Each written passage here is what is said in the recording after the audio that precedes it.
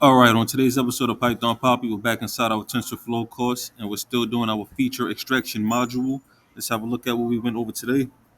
I was supposed to have this module ran already, but I ran into some hiccups, so let's go over exactly what's going on.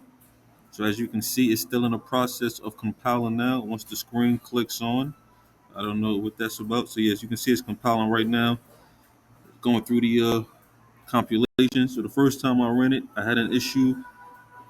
Let me go to it really quickly. So I'm running this model here, as you can see, model equals tf.correct.sequential, but I initially copy and pasted it from this Lynette model up here, and I forgot to change the Lynette model to the just plain model, so that threw an error for me.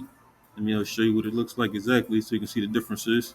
So you can see here, I copy and pasted this. I was supposed to cut this piece off and just have model. I forgot to, so that threw an error when we got to the part where we needed to. So that was one issue that I had there. So I had to stop it and rerun it again.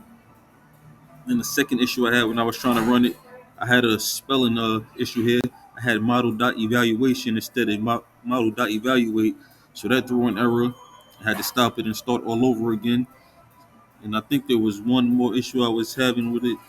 Let me see if I can see exactly what's going on here. I know it was another one, but I don't feel like looking for it. But yeah, so I had to rerun the model about 3 different times, each about an hour apiece. So this is the fourth time I'm running it. Everything should be fixed now and it go through. So yeah, but we did take some notes and get some new code going that we're not going to run now, obviously, because we're still running the old piece of code. And this code right here is going to be based on the backbone portion that we talked about yesterday.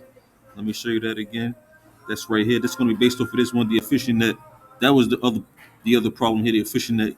I had to be online to actually run this, and I thought I could just run it anywhere. I tried to run it while I was offline, and that crashed. So yeah, I had to get downloaded from the actual website to get the efficient net B4 going. So that was another issue we had. So we got all the way to the end, and the model crashed because I wasn't online when I tried to run it initially. So now we're online and we're running it and everything is set up the way it's supposed to be. So hopefully it goes through. As you can see, I'm right in the middle of it now, and it's still moving through pretty good. Hopefully it goes all the way through.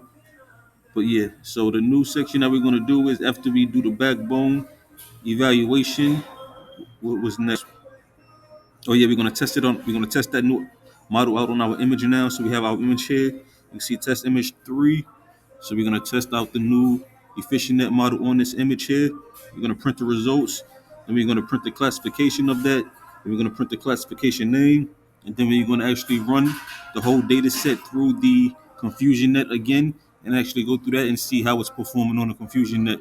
But again, I'll go over that process once we get to it. I don't want to get ahead of myself if this doesn't go all the way through with the compilation. So yeah, that's just what we're gonna go over tomorrow. This is everything we took today, all the notes we took today. So if everything goes through, we'll be rediscussing the confusion net with the new model, the efficient net. But of course, I will keep you posted every step of the way. For now, it's the Python Poppy. You guys stay Gucci.